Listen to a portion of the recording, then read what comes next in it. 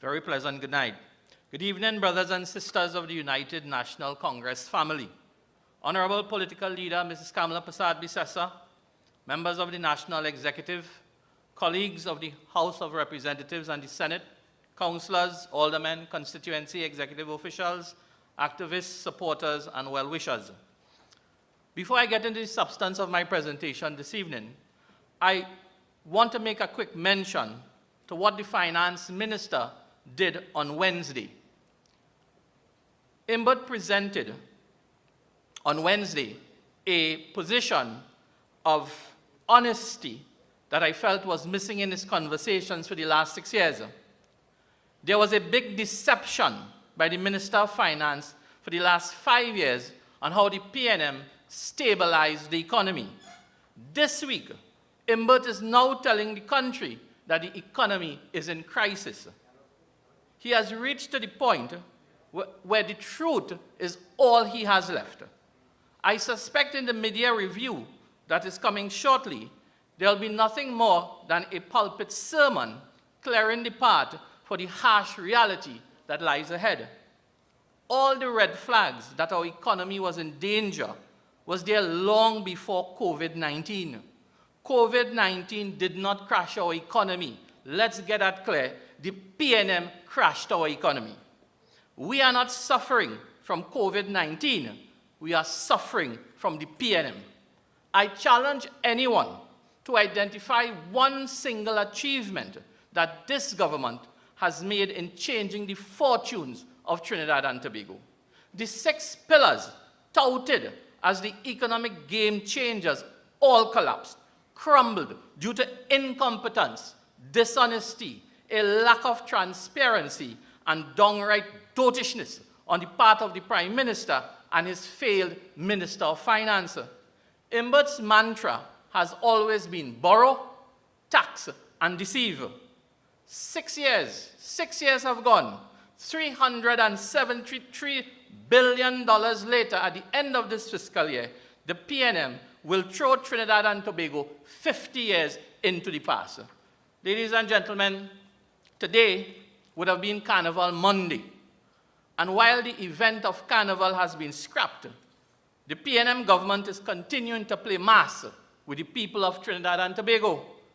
We are meeting at a time when the crisis affecting the working masses and small business community is getting worse, and more people are heading into poverty and hardship. There is growing despair, pain, frustration throughout the country.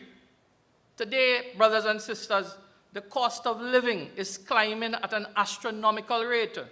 Unemployment is at its worst level since the 1980s, and a lack of foreign exchange and other issues are strangling small business. Bank charges are quietly going up, and people are losing their homes. The cost of steel products has almost doubled in a couple months. Lumber prices are higher, and the government is allowing virtual monopolies in cement, red clay blocks, chemicals, and other building materials. All that means, brothers and sisters, is that you have to pay more to build a house, or if you want to add to your current home, or to put up your little business. It also means that mortgages are going to escalate this year. You have to dig much deeper into your pockets, and the costs will continue to rise. While all this is happening, brothers and sisters, thousands of workers have lost their jobs. A large number of businesses have had to close their doors permanently, not temporarily. The central bank just a couple weeks ago admitted that there are more layoffs, retrenchments, and pay cuts, and fewer advertisements for jobs. The central bank also said that economic activities are contracting and that several businesses closed and others reduced their operations. This is not the UNC that's saying this, This is the central bank. That, brothers and sisters, is a snapshot of Trinidad and Tobago, while the Keith Rowley government is playing old mass with the lives of workers and small business owners. The real road march today is that this is the worst of times, and that the PNM does not have a clue how to steer us out of this dreadful mess that they have made on their own. The Minister of Finance, Colin Burt, finally admitted that the country is in deep financial crisis. But in that contribution, he did not offer one single solution, not one. He just played big mass and old mass with some high-sounding economic terms. The PNM has still not made a single stride in diversifying our economy, even though the energy sector is getting weaker and weaker. After almost 60 years, they have still not been able to attract a single major investor to Trinidad and Tobago. Who wants to invest in a country where it takes you 254 days to receive a construction permit, 61 days to get T&Tech to connect you, 2.5 years to resolve legal insolvency issues? It takes 3.5 years to enforce contracts, 77 days to register property. This is governance under the People's National Movement. We are still ranked 105th out of 190 countries on the ease of doing business. So foreign corporations are bypassing Trinidad and Tobago left and right. Nobody wants to land in Trinidad and Tobago and invest their money. And in the local business environment, our commercial banks are flushed with between $11 and $13 billion in cash that nobody wants to use to invest in their business. Why? Because they lack confidence in our economy, which is led by this PNM government. Businesses and citizens rather keep their money in the bank account and earn 0.25% interest rather than risk a business opportunity in the local environment. Our investment climate, brothers and sisters, is one big old mass ban. Brothers and sisters, we in the UNC, under the leadership of Kamla Prasad Bisesa, has been continuously saying that the PNM is clueless. They are a clueless administration in the management of this country. Let's look at what has happened to small business in this country. SMEs account for about 85% of all local businesses, and at the peak, during our tenureship of the People's Partnership Government, it employed over 250,000 workers. These workers are the mainstay of many families and communities throughout Trinidad and Tobago. But the government closed down several of our SMEs because of the COVID-19 protocol, but they permitted large businesses to continue their operations. Some of these large businesses quietly expanded and moved into the trade and services that were provided by these small operators. In the meantime, the small operator had to pay his rent, utility bills, pay workers, and meet his bank charges. It is not surprising, brothers and sisters, that many of them were forced to close down, send home workers, all because we have a heartless administration that does not care about the working poor and the middle class in this country. The government did make some soft loans available, but that did nothing to impede the condition of our small business environment. Progressive governments all around the world, brothers and sisters, they introduced extensive stimulus packages for their SMEs. They provided technical support and developed responses specific to each sector. They offered rapid access to credit facilities, tax deferrals, and provided other crucial resources and guarantees. The various forms of assistance in those countries were fast-tracked and were easy to obtain. Experts were assigned to help SMEs. Those governments, brothers and sisters, made small business a national priority. They appreciate that SMEs are the backbone of their economy and the well-being of their people. They realize that this issue is urgent and critical. In Trinidad and Tobago, the government still owes $6 billion in VAT to the business community.